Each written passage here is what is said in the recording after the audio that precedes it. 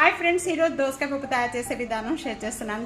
దోసకాయ పప్పుతో పాటు ఇక్కడ అప్పడాలు, నెయ్యి, ఆవకాయ పచ్చడి వేడి వేడి రైస్లోకి వేసుకొని తింటే ఇంకెందుకండి, ఇంకా ఏ కూరలు కూడా మనకి అక్కర్లేదు, అంత టేస్ట్గా ఉంటుంది. దీంతో పాటు నెయ్యి వేసుకొని తీసుకోండి. దోసకాయ పప్పు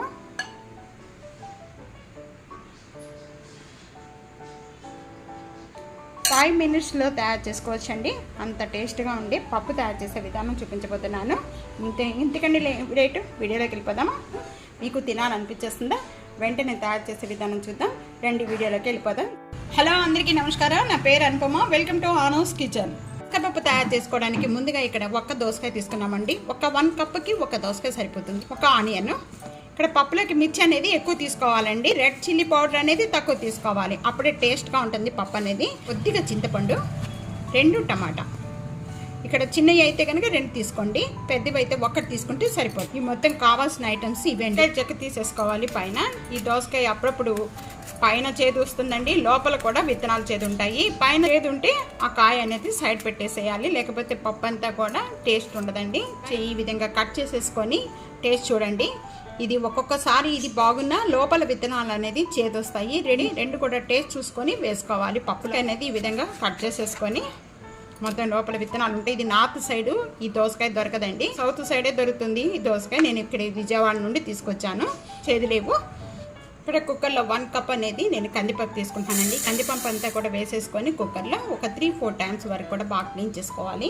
3-4 టైమ్స్ వరకు కూడా కందిపప్పు క్లీన్ చేసుకున్న దాంట్లో మనం ఏ కప్పుతో అయితే మనం కందిపప్పు తీసుకుంటున్నామో అదే కప్తో 3 కప్స్ అనేది వాటర్ యాడ్ చేసుకోవాలండి.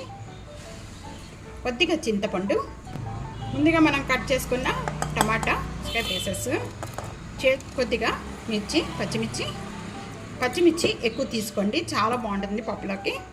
అలాగే ఇక్కడ ఒక ఆనియన్, దీనిలోనే ఒక 1/2 టేబుల్ స్పూన్ పసుపు యాడ్ చేసి, ఇక వెల్లుల్లిపాయ రెబ్బలు 2, ఇవన్నీ కూడా బాగా కలిపేసుకోవాలండి. ఒకసారి మొత్తం పెట్టేసేసుకొని ఒక 4 లేక 5 విజిల్స్ వచ్చే వరకు కూడా కుక్ చేసుకోవాలి. మొత్తం చల్లారిన తర్వాత ఓపెన్ చేద్దాం.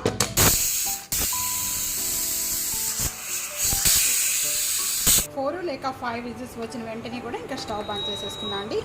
చల్లారిపోయిన వెంటనే కూడా తీసుకున్నాను. ఇప్పుడు చూసారు కదండి, మొత్తం కూడా పప్పు అంతా కూడా బాగా మెత్తగా ఉడికిపోయింది. పప్పు గుర్తుతో మెత్తగా మెదుపుకోవాలి. అంతే ఈ విధంగా మెత్తగా మెదుపుకున్న వెంటనే ఇక్కడ 1/2 టేబుల్ స్పూన్ పసుపు వేస్తున్నాను అండి. నేను 1.5 టేబుల్ స్పూన్ సాల్ట్ యాడ్ చేస్తున్నానండి. Red chilli powder 1 table spoon. Red chilli powder తక్కువ వేసుకోవాలి. మనం మిర్చి అనేది పచ్చిమిర్చి ఎక్కువ వేసుకుంటే కలిపేసుకుందాము. పప్పు తాలింపు పెట్టుకోవడానికి నేను ఇక్కడ ప్యాన్లో 3 టేబుల్ స్పూన్ ఆయిల్ యాడ్ చేస్తున్నాను. 2 రెడ్ మిర్చి, ఇప్పుడు 2 వెల్లుల్లిపాయ రేపలు, 1 టేబుల్ స్పూన్ ఆవాలు, జీరా, 1 టేబుల్ స్పూన్ మెంతులు, ఇంగవ కొద్దిగా.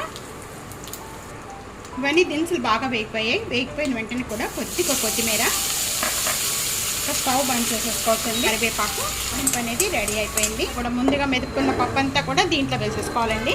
వెంటనే కూడా మూత పెట్టేసుకుందాము. దోసకాయ పప్పు రెడీ అయిపోయింది. ఇంత చాలా టేస్ట్గా ఉంటుంది. ఒక 5 minutesలో దోసకాయ పప్పు రెడీ అయిపోతుంది. తప్పకుండా ఇదే విధంగా ఒకసారి ట్రై చేసి చూడండి. అలాగే దించే ముందు ఒక 1/2 టేబుల్ స్పూన్ నెయ్యి యాడ్ చేస్తున్నాను. నెయ్యి యాడ్ చేసుకోవడం వల్ల పప్పులో చాలా టేస్ట్గా ఉంటుంది. ప్లేట్లో తీసేసుకుందాం. పప్పు దోసకాయ పప్పు 5 minutesలో రెడీ చేసుకోవచ్చు. ఎలా తయారు చేసుకోవాలో చూసారు కదండి. మీకు నచ్చిందా?